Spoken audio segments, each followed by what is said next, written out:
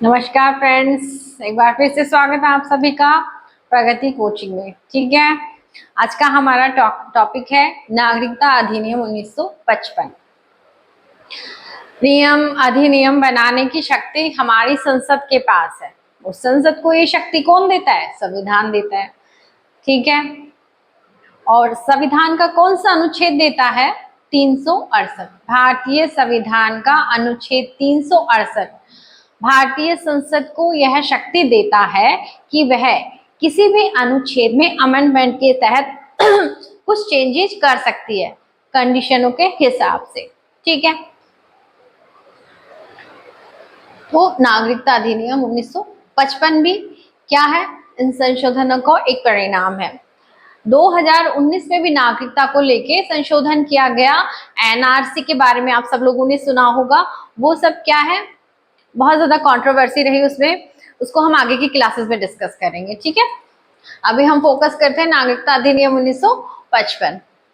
तो 1955 में नागरिकता का अर्जन, किस किस तरह से नागरिकता ली जा सकती है या फिर अर्जित की जा सकती है, ये दिया गया है। किस किस तरह से दी जा सकती है?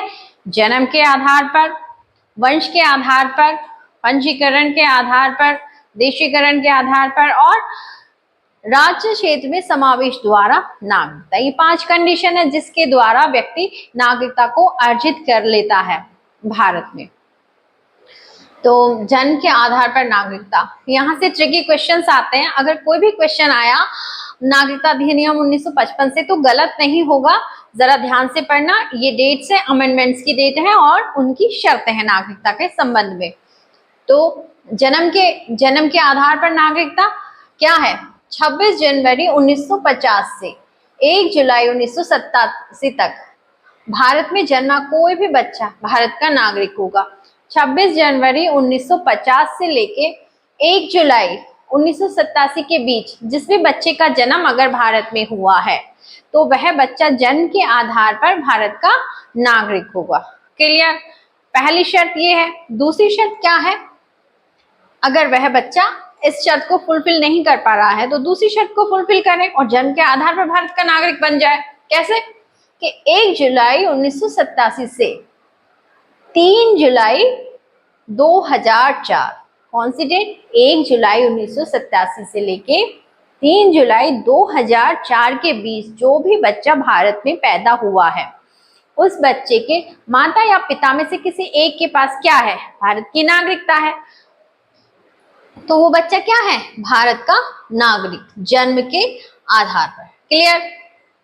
ठीक है, अब कुछ अपवाद भी हैं, एक बार मैं रिपीट कर देती हूँ जिससे आप लोगों को याद हो जाए कि 26 जनवरी 1950 से 1 जुलाई 1987 तक, कौन सी डेट? 26 जनवरी 1950 से लेके 1 जुलाई 1987 के बीच में जो भी बच्चा अगर पैदा हुआ है भारत में तो वो बच्चा क्या है? भारत का नागरिक, जन्म के आधार पर। कुछ चेंज हुए छोटे मोटे, वो आगे की डेट में के 1 जुलाई 1987 से 3 जुलाई 2004 तक भारत में जन्मे बच्चे के पेरेंट्स में से कोई एक भी अगर भारत का क्या है? नागरिक, तो उस बच्चे को क्या? भारत की नागरिकता दे दी जाएगी। क्लियर? कुछ कंडीशन है, कुछ अपवाद है नागरिकता के संबंध में जन्म के आधार पर। ठीक है, कि कौन बच्चा जन्म के आधार पर भारत का नागरिक नहीं होगा? जन्म लेने वाले बच्चे के माता या पिता विदेशी राजनयिक की हैसियत से भारत में रह रहे हो। जिस बच्चे का जन्म भारत में हुआ है उस बच्चे के पेरेंट्स विदेशी राजनयिक या राजदूत की हैसियत से भारत में रह रहे हैं और उस ड्यूरेशन में बच्चे का जन्म हो गया है तो उस कंडीशन में जन्मे हुए बच्चे को जन्म के आधार पर नागरिकता नहीं दी जाएगी। क्लियर? किस बच्चे को? जिस बच्चे के पेरेंट्स विदेशी राजनयिक की हैसियत से भारत में रह रहे हैं उस बच्चे को जन्म के आधार पर वो नहीं दी जाएगी नागरिकता। समझ गए? किस बच्चे को? जिस बच्चे के पेरेंट्स विदेशी राजनयिक की हैसियत से भारत में रह रहे हैं। क्लियर? दूसरी कंडीशन क्या है? यदि जन्म लेने वाले बच्चे के माता पिता किसी शत्रु देश के नागरिक हो, जिस बच्चे का जन्म हुआ है उस बच्चे के पेरेंट्स भारत में रह रहे हैं किसी कंडीशन के तहत, या फिर घूमने आए, भ्रमण के दौरान वो भारत में आए हैं, या कोई कंडीशन ऐसी है कि वो भारत के नागरिक नहीं है किंतु वो किसी शत्रु देश के, भारत के शत्रु देश के नागरिक है और उनका बच्चा कहाँ पैदा हुआ है, भारत में, तो उस बच्चे को भी जन्म के आधार पर क्या नहीं दी जाएगी, नागरिकता नहीं दी जाएगी। क्लियर। अब तीसरी कंडीशन क्या है कि बच्चे का जन्म शत्रु देश के नियंत्रण में हुआ हो, भले ही बच्चे के पेरेंट्स भारत के क्या हो, नागरिक हो, भले ही क्या हो उस बच्चे के पेरेंट्स भारत के नागरिक हो, उनके पास पासपोर्ट है, जो भी है वोटर आईडी वगैरह सब कुछ है, लेकिन जन्म, जिस भी बच्चे का जन्म हुआ है उस दौरान वो कहाँ है, भारत के शत्रु देश में जन्म हुआ है बच्चे का, तो वो बच्चा उस कंडीशन में भारत का नागरिक नहीं कहलाया जाएगा जन्म के आधार पर। ठीक है, भले ही उसके पेरेंट्स भारत के नागरिक रहे हो, लेकिन उस बच्चे का जन्म कहाँ हुआ है, शत्रु की सीमा क्षेत्र में हुआ है, राज्य सीमा क्षेत्र में हुआ है, तो वो बच्चा जन्म के आधार पर नागरिकता लेने का अधिकारी नहीं है। क्लियर। अब वंश के आधार पर नागरिकता, वंश के आधार पर नागरिकता है जन्म से नागरिकता। जन्म से नागरिकता भारतीय संविधान के अनुच्छेद 5 में संशोधन किया गया है। ठीक है, जन्म से नागरिकता कौन से अनुच्छेद में संशोधन किया गया है, ये कंडीशंस किस में डाली गई है, भारतीय संविधान के अनुच्छेद 5 में, बाद में 1955 के तहत।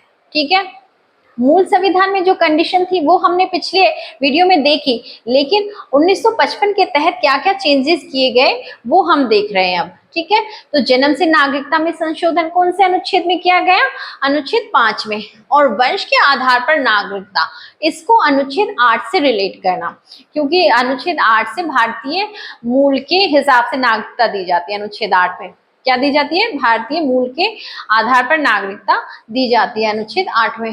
तो इसको वहीं से रिलेट करना कि जिन बच्चों का जन्म 26 जनवरी 1950 से 10 दिसंबर 1992 के बीच हुआ है, जिन भी बच्चों का जन्म 26 जनवरी 1950 से लेके 10 दिसंबर 1992 के बीच हुआ है, लेकिन पूरे वर्ल्ड में कहीं पे भी हो सकते हैं, वो किसी भी देश में, किसी भी कंट्री में उस बच्चे का जन्म हुआ है, लेकिन उस बच्चे के पिता के पास क्या हो, भारत की नागरिकता हो। यदि उस बच्चे के पिता के पास भारत की नागरिकता है और वो कहीं पे भी रह रहे हैं, पूरे वर्ल्ड में किसी भी देश में वो रह रहे हैं और बच्चा पैदा हो गया है, तो वह बच्चा भारतीय मूल के हिसाब से भारत का नागरिक होगा।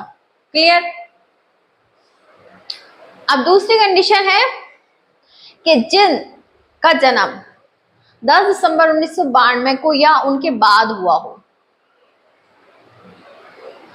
जन्म के समय उस बच्चे के माता या पिता में से कोई एक भारत का नागरिक रहा हो।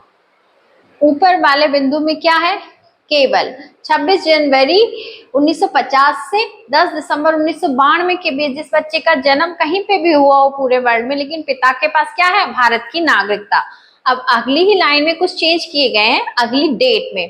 ठीक है, जो संशोधित की हुई डेट है ना, उसमें क्या किया गया है कि 10 दिसंबर 1992 को, कौन सी, 10 दिसंबर 1992 को या उसके बाद जो भी बच्चा पूरे वर्ल्ड में कहीं पे भी पैदा हुआ हो, किसी भी कंट्री में भी पैदा हुआ हो, लेकिन उसके माता या पिता में से, ठीक है, ऊपर सिर्फ पिता के पास, नीचे माता को भी ऐड कर लिया गया है, माता पिता में से किसी एक के पास भी भारत की नागरिकता होगी तो उसको भारतीय मूल के हिसाब से उस बच्चे को नागरिकता दे दी जाएगी। लेकिन इसके लिए क्या करना होगा, उसके पेरेंट्स को भारतीय एम्बेसी में या फिर भारतीय काउंसिलेट में 1 साल के भीतर 1 साल के भीतर जाके क्या करवाना होगा, पंजीकरण, रजिस्ट्रेशन करवा लिया जाएगा। वहां से एक फॉर्म दिया जाता है जिसको फिल करवाया जाता है, पेरेंट्स से शपथ ली जाती है कि इस बच्चे के पास क्या नहीं है, एक शपथ पत्र दिया जाता है जिसको पेरेंट्स फिल करते हैं और उसमें लिखा जाता है कि इस बच्चे के पास, कौन बच्चा, जो जन्मा हुआ बच्चा है उनका, उसके पास किसी भी अन्य देश का क्या नहीं है, पासपोर्ट नहीं है। तो फिर जब भी इन फ्यूचर उसे भारत की नागरिकता चाहिए होगी तो वंश के आधार पर भारत की नागरिकता को अर्जन करने का अधिकारी होगा वह बच्चा। क्लियर। एक बार मैं फिर से रिपीट करती हूँ, कोई कंफ्यूजन नहीं होगा। जिन बच्चों का जन्म 26 जनवरी 1950 से 10 दिसंबर 1992 के बीच हुआ हो, और उस बच्चे के जन्म के समय केवल उसके पिता के पास भारत की नागरिकता है। कौन सी डेट? 26 जनवरी 1950 से लेके 10 दिसंबर 1992 के बीच जो भी बच्चा पूरे वर्ल्ड में कहीं पे भी जन्मा हो लेकिन उसके पिता के पास क्या है? भारत की नागरिकता, तो वो भारत का नागरिक हो जाएगा वंश के आधार पर। दूसरा क्या है? जिसका जन्म 10 दिसंबर 1992 को या उसके बाद हुआ हो, पूरे वर्ल्ड में कहीं भी उस बच्चे का जन्म हुआ हो, किसी भी कंट्री में हुआ हो, लेकिन उस बच्चे के माता या पिता भारत के नागरिक रहे हो, उनके पास भारत की नागरिकता हो, तो वो बच्चा क्या होगा? भारतीय मूल के हिसाब से भारत का नागरिक। लेकिन ये दो कंडीशन तभी फुलफिल होंगी जब उस बच्चे के पेरेंट्स जहां पे जिस कंट्री में वो लोग रह रहे हैं उस कंट्री की भारतीय काउंसलेट या फिर एम्बेसी में जाके, इंडियन एम्बेसी में जाके क्या करें? बच्चे का पंजीकरण करवा लें और शपथ ग्रहण करें कि इस बच्चे के पास क्या है? किसी अन्य देश का क्या नहीं है? पासपोर्ट नहीं है। तो इन फ्यूचर जब भी वो बच्चा नागरिकता लेने का अधिकारी होगा भारत का, तो वो वंश के आधार पर उसको भारत की नागरिकता दे दी जाएगी। क्लियर? ठीक है। अब पंजीकरण के आधार पर नागरिकता का अर्जन। पंजीकरण के आधार पर नागरिकता का अर्जन किस तरह से किया जाता है कि PIO OCI भारतीय नागरिकों से विवाह, भारतीय नागरिक से विवाह। PIO क्या होता है? पर्सन ऑफ इंडियन ओरिजिन, यानी कि भारतीय मूल का व्यक्ति। वो भारत का नागरिक नहीं है किंतु वह भारतीय मूल का है, उसको पंजीकरण के आधार पर क्या नागरिकता दी जाती है भारत में। दूसरा क्या है? OCI overseas citizen of Indian. Overseas citizen Indian क्या होते हैं? जो समुद्रीय पार से दूर के व्यक्ति हैं, नागरिक हैं, उनके लिए नागरिकता पंजीकरण के आधार पर दी जाएगी भारत में। और तीसरा क्या है? भारतीय नागरिक से शादी। अगर किसी व्यक्ति ने भारत के नागरिक से शादी कर ली है तो उसको, उसके जीवन साथी को पंजीकरण के आधार पर भारत की नागरिकता दी जाएगी। ठीक है। अब इस संबंध में जो शर्तें हैं वो देखते हैं। जो पंजीकरण का आवेदन करने के लिए जो PIO हैं, PIO यानी कि जो पर्सन ऑफ इंडियन ओरिजिन है, यानी कि भारतीय मूल के व्यक्ति हैं, वो आवेदन करने से जब उनको भारत की नागरिकता चाहिए, उनको रहते रहते 7 साल हो गए हैं भारत में, तब वो क्या करेंगे? एक आवेदन प्रस्तुत करेंगे पंजीकरण के लिए भारतीय नागरिकता के संबंध में। जो पंजीकरण का आवेदन करेंगे, ठीक 7 वर्ष साधारण भारत में रहा हो। कौन व्यक्ति? वह व्यक्ति जो 7 वर्षों से भारत में रह रहा है, वो क्या करेगा? आवेदन प्रस्तुत करेगा पंजीकरण के लिए। पहले भारत की नागरिकता लेने के लिए पंजीकरण के आधार पर पहले उस व्यक्ति को क्या 7 वर्षों तक भारत में रहना पड़ेगा। उसके बाद वो क्या करेगा? पंजीकरण का आवेदन। जो और वह व्यक्ति क्या हो? अविभाजित भारत के देश के बाहर रह रहा हो वह व्यक्ति। कौन व्यक्ति? जो पंजीकरण के आधार पर नागरिकता लेने का अधिकारी है, वह व्यक्ति भारत के बाहर अन्य किसी देश में रह रहा है और उसको पंजीकरण के माध्यम से भारत में नागरिकता चाहिए। तो पहली शर्त तो ये है कि उसे क्या 7 वर्षों तक भारत में रहना पड़ेगा। दूसरी शर्त क्या है? कि वो अविभाजित भारत से बाहर रह रहा हो। अविभाजित भारत से मतलब बांग्लादेश और पाकिस्तान में ना रह रहा हो। बांग्लादेश और पाकिस्तान के अलावा अन्य किसी और देश में रह रहा हो तो ही उसको पंजीकरण के आधार पर नागरिकता दी जाएगी। दूसरी शर्त यह, पहली क्या है? उसको साधारणतः 7 वर्ष तक भारत में रहना पड़ेगा पहले, उसके बाद वो अविभाजित भारत से बाहर का व्यक्ति हो, भारतीय मूल का व्यक्ति हो। ठीक है। तीसरा क्या है? भारतीय नागरिकों के अवयस्क बच्चे। कोई भी भारतीय मूल का व्यक्ति है जो भारत विदेशों में रह रहा है, उसके अवयस्क बच्चे हैं, यानी कि अपने यहाँ वयस्क 18 साल की उम्र को मानते हैं, तो यानी कि 18 साल की उम्र से कम के बच्चे हैं, उनके लिए भी प्रोसीजर यही लागू होगा। किसका? पंजीकरण का। ठीक है। अब पूरी आयु और क्षमता के वाले व्यक्तियों के माता पिता दोनों भारतीय नागरिक के रूप में पंजीकृत हों। पूरी आयु से मतलब जिस व्यक्ति के 18 से प्लस 18 प्लस का हो गया, वो पूरी आयु है, और क्षमता यानी कि किसी भी प्रकार का मानसिक रोगी ना हो वह व्यक्ति, और उसके माता पिता ने क्या कर रखा है, भारत में नागरिकता लेने के लिए पंजीकरण कर रखा है, तो उसको उसको सिर्फ एक वर्ष लगेगा, एक वर्ष उसको भारत में रहना पड़ेगा। भारत के नागरिक रह चुके हैं ऐसे लोग, उनको एक वर्ष रहने के बाद पंजीकरण का आवेदन करना पड़ेगा। यानी कि हम कह सकते हैं कि जो भी भारतीय भारतीय मूल के व्यक्ति हैं, जो अविभाजित भारत में नहीं रह रहे हैं, अन्य किसी और देश में रह रहे हैं, यानी कि पाकिस्तान और बांग्लादेश में नहीं रह रहे हैं, उन्होंने भारत में रहने के लिए पंजीकरण करवाया है, उसके लिए उनको भारत में 7 वर्षों तक रहना पड़ेगा। और अगर उनके बच्चे 18 प्लस हैं तो उनके लिए 7 वर्ष की कंडीशन नहीं है, उनके बच्चों को केवल 1 वर्ष तक ही भारत में रहना पड़ेगा, और फिर उनको नागरिकता दे दी जाएगी। किस आधार पर? पंजीकरण के आधार पर। समझ में आया? 7 वर्ष का प्रावधान उन व्यक्तियों के लिए है जो भारतीय मूल के हैं, भारत के नागरिक नहीं है, जो भारतीय मूल के हैं। लेकिन 1 वर्ष का प्रावधान उन व्यक्तियों के लिए है जिनके पेरेंट्स भारत की नागरिकता ग्रहण कर चुके हैं। अब उनके बच्चे या वयस्क बच्चे भी क्या भारत की नागरिकता ग्रहण करना चाह रहे हैं, यानी कि उनके पेरेंट्स तो ऑलरेडी फिर भारतीय नागरिक हैं, तो उनके बच्चों को केवल 1 वर्ष की आयु सीमा पार करनी पड़ेगी, उसके बाद आवेदन प्रस्तुत करके पंजीकरण करवा लिया जाएगा भारतीय नागरिकता के संबंध में। क्लियर? ठीक है। अब OCI, overseas citizen of Indian, OCI के संबंध में क्या है कि OCI यानी कि जो समुद्री पार के व्यक्ति हैं, उनको क्या चाहिए, भारत में नागरिकता चाहिए पंजीकरण के आधार पर। तो वो क्या करेंगे, 5 वर्ष तक पंजीकरण करवाने से पहले उनको 5 वर्ष तक भारत में रहना होगा। ठीक है। उसके बाद उनका आवेदन,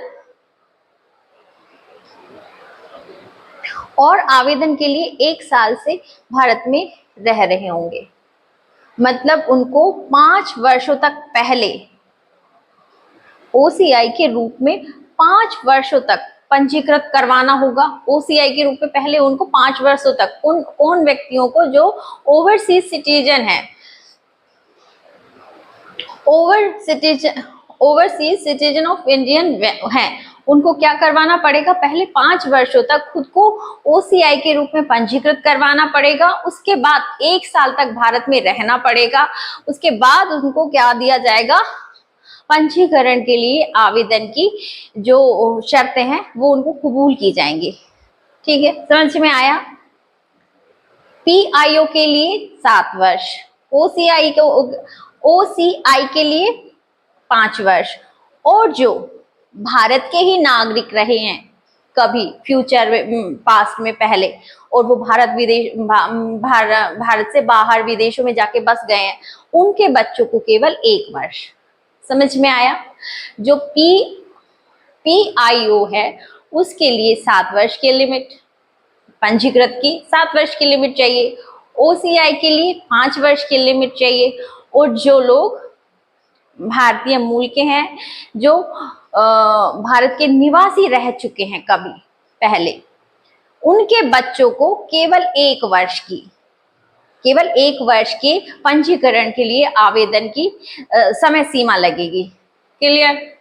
अब भारतीय नागरिकता से विवाह, अब कैसे, जिस व्यक्ति का विवाह भारतीय नागरिक से हुआ है और पंजीकरण हेतु आवेदन के ठीक पहले 7 वर्ष से भारत में रह रहा हो, मतलब जिस व्यक्ति का विवाह, वो लेडीज लड़की हो सकती है, जेंट्स हो सकता है, या कोई भी हो सकता है, गर्ल्स बॉय कोई भी हो सकता है, जिस भी व्यक्ति का विवाह भारतीय व्यक्ति से हुआ है, अब उसको भारत में रहने के लिए, उसके जीवन साथी को भारत में रहने के लिए नागरिकता चाहिए, उसके लिए भी 7 वर्ष की समय सीमा लगेगी। पहले उसके जीवन साथी को भारत में रहने के लिए 7 वर्ष तक समय लगेगा, उसके बाद उसका पंजीकरण का आवेदन मंजूर किया जाएगा। किसके लिए? भारतीय नागरिकता के आधार पर, पंजीकरण के आधार पर फिर उसको नागरिकता दी जाएगी। क्लियर, आया समझ में। अब भारत के संविधान के प्रति, अब ये जो पंजीकरण से जो भी व्यक्ति नागरिकता लेते हैं तो वो कहाँ पे उसकी शपथ लेते हैं, वो भारतीय संविधान की शपथ लेते हैं। ऐसा लिखा हुआ है शपथ 55 की दूसरी अनुसूची, नागरिकता अधिनियम 1955 की दूसरी अनुसूची में लिखा गया है कि जो भी व्यक्ति नागरिकता के आधार पर क्या लेता है, पंजीकरण के आधार पर नागरिकता लेता है भारत की, उसको भारत के संविधान के प्रति निष्ठा की शपथ लेनी पड़ेगी। किसकी?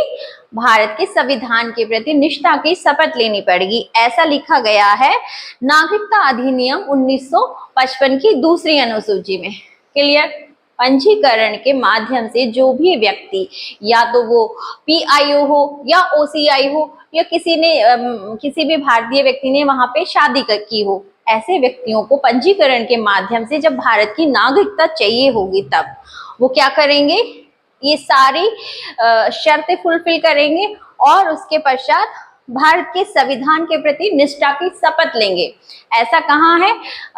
नागरिकता अधिनियम 1955 की दूसरी अनुसूची में। क्लियर, ठीक है। देशीकरण के आधार पर नागरिकता का अर्जन, अब देशीकरण के आधार पर नागरिकता का अर्जन कैसे किया जा सकता है, क्या क्या शर्तें होनी चाहिए उस व्यक्ति में जो भारत की नागरिकता लेने का अधिकारी है देशीकरण के आधार पर। ठीक है, देशीकरण के आधार पर नागरिकता किन व्यक्तियों को दी जा सकती है भारत में, तो उसके लिए नागरिकता अधिनियम 1955 केंद्र सरकार को यह शक्ति देता है कि यदि कोई व्यक्ति अवैध अप्रवासी हो तो देशीकरण का प्रमाण पत्र दे सकती है उस व्यक्ति को। अगर कोई व्यक्ति अवैध अप्रवासी है और भारत में रह रहा है, उसको भारत की नागरिकता चाहिए, तो केंद्र सरकार उसको दे सकती है क्या, देशीकरण के आधार पर नागरिकता, किंतु वो अवैध अप्रवासी ना हो। अब अवैध अप्रवासी क्या होता है? अवैध प्रवासी होता है जैसे वीजे के माध्यम से भारत में आके रहे, लेकिन जो व्यक्ति वीजा लेके भारत में आया है और उसका वीजा खत्म हो गया, समाप्त हो गया है, तो वो अवैध अप्रवासी हो गया है। अब उसको नागरिकता चाहिए तो उसका वीजा एक्सपायर नहीं हुआ हो जब तक, तब तक कि उसका नागरिकता का देशीकरण के आधार पर उसको नागरिकता मिल नहीं जाती। क्लियर, अवैध अप्रवासी क्या होता है? तो नागरिकता अधिनियम 1955 केंद्र सरकार को यह शक्ति देता है कि यदि कोई व्यक्ति अवैध अप्रवासी नहीं है तो देशीकरण के माध्यम से केंद्र सरकार उसको क्या दे देगी, प्रमाण पत्र, किसका, नागरिकता का। दूसरा क्या है, दूसरी शर्त यह है, देशीकरण के माध्यम से उसको नागरिकता चाहिए जिस व्यक्ति को, उसकी दूसरी शर्त यह होनी चाहिए कि किसी ऐसे देश का व्यक्ति नहीं होना चाहिए जहां भारतीय नागरिकों को देशीकरण के आधार पर नागरिकता नहीं दी जाती हो। जिस व्यक्ति को देशीकरण के आधार पर नागरिकता चाहिए हमारे देश में, भारत में, तो वह ऐसे देश का नागरिक नहीं होना चाहिए जिसमें भारत के नागरिकों को देशीकरण के आधार पर नागरिकता नहीं दी जाए। अगर कोई देशीकरण के आधार पर नागरिकता चाहता है हमारे देश में, तो हमारे देश के व्यक्ति को उसके देश में भी देशीकरण के आधार पर नागरिकता दी जानी चाहिए, तभी उसको हमारे देश में देशीकरण के आधार पर नागरिकता दी जाएगी। अगर हमारे देश के व्यक्ति को उनके देश में देशीकरण के आधार पर नागरिकता दी जाती है, तभी उस व्यक्ति को हमारे देश में देशीकरण के आधार पर नागरिकता दी जाएगी। क्लियर, ठीक है। अब क्या है, किसी अन्य, अगली शर्त है, किसी अन्य देश का नागरिक है वो व्यक्ति जो देशीकरण के आधार पर हमारे देश में नागरिकता चाहता है, वो किसी अन्य देश का नागरिक है, तो वह वचन देता है कि भारत की नागरिकता स्वीकृत करने पर अन्य देश की नागरिकता को छोड़ देगा।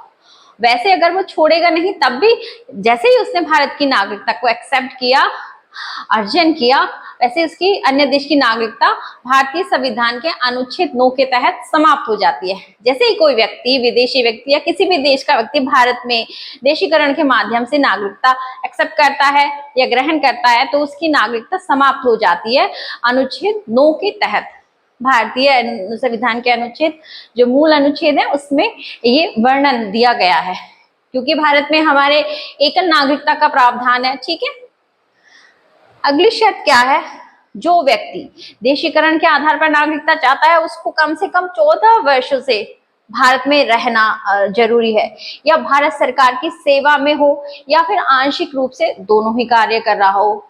जो व्यक्ति देशीकरण के आधार पर नागरिकता चाहता है उसके लिए क्या, उसको 14 वर्षों से भारत में रहना होगा, या फिर भारत सरकार की सेवा में आंशिक रूप से कोई कार्य कर रहा हो।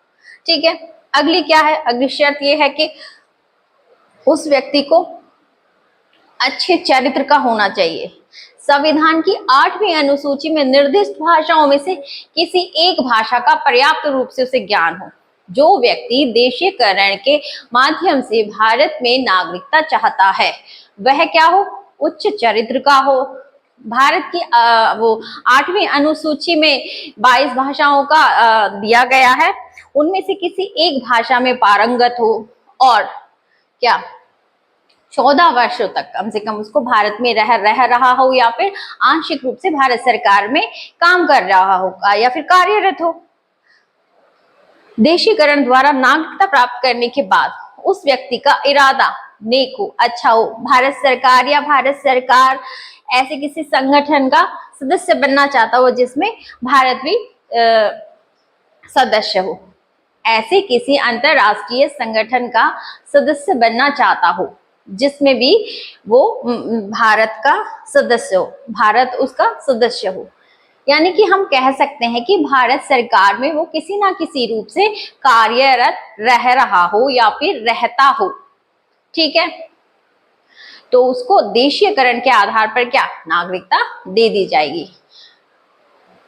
अब कुछ अपवाद भी हैं। केंद्र सरकार के पास नागरिकता अधिनियम 1955 उसको शक्ति देता है। क्या शक्ति देता है, कोई ऐसा व्यक्ति, कोई विशिष्ट प्रवृत्ति का व्यक्ति जैसे नोबेल पुरस्कार होल्डर व्यक्ति या फिर अन्य किसी पुरस्कार या सम्मान से सम्मानित व्यक्ति है तो केंद्र सरकार उसको सिटीजनशिप एक्ट 1955 के तहत यानी कि नागरिकता अधिनियम 1955 के तहत क्या दे देती है, नागरिकता देती है। क्योंकि भारत सरकार क्यों ही चाहेगी कि इतने विशिष्ट और सम्मानित व्यक्ति भारत का नागरिक हो। क्लियर। अब राज्य क्षेत्र में समावेश द्वारा नागरिकता। राज्य क्षेत्र में समावेश द्वारा नागरिकता मतलब 1 जनवरी 1966 से पहले बांग्लादेश से असम आए व्यक्ति साधारणतः असम में रह रहे हैं, उन्हें भारतीय नागरिकता का अधिकार दिया जाएगा। जो भी व्यक्ति 1 जनवरी 1966 से पहले बांग्लादेश से असम आ गए हैं, बांग्लादेश से असम आ गए हैं 1 जनवरी 1966 से पहले, उनको भारतीय नागरिकता दे दी जाएगी। क्लियर।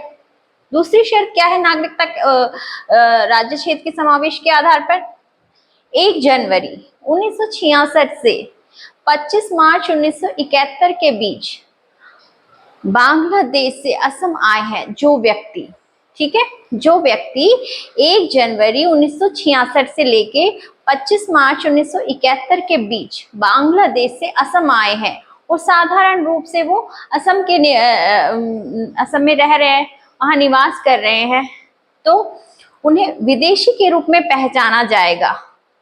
उन व्यक्तियों को तो भारतीय नागरिक तो होंगे लेकिन उनको 10 साल तक मतदान देने का अधिकार नहीं होगा।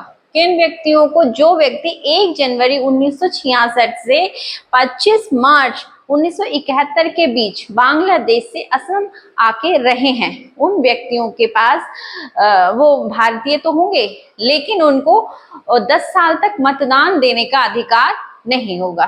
क्लियर। अब अगली डेट क्या है, 25 मार्च 1971 के बाद असम में आए लोगों की पहचान होगी। जो व्यक्ति बांग्लादेश से 25 मार्च 1971 के बाद असम आए हैं उन व्यक्तियों की पहचान की जाएगी। भारत सरकार तय करेगी किसको रखा जाए, किसको वापस भेज दिया जाए। वहीं से एनआरसी की भूमिका बन जाती है, यानी कि national registers of citizen. Clear. आया देशीय राज्य क्षेत्र के समावेश द्वारा नागरिकता किसे दी जाती है ना, ये एक कंट्रोवर्सी मुद्दा रहा है 2019 में। तो एनआरसी का मुद्दा हम बाद में डिस्कस करेंगे। आज के लिए बस इतना ही। नमस्कार।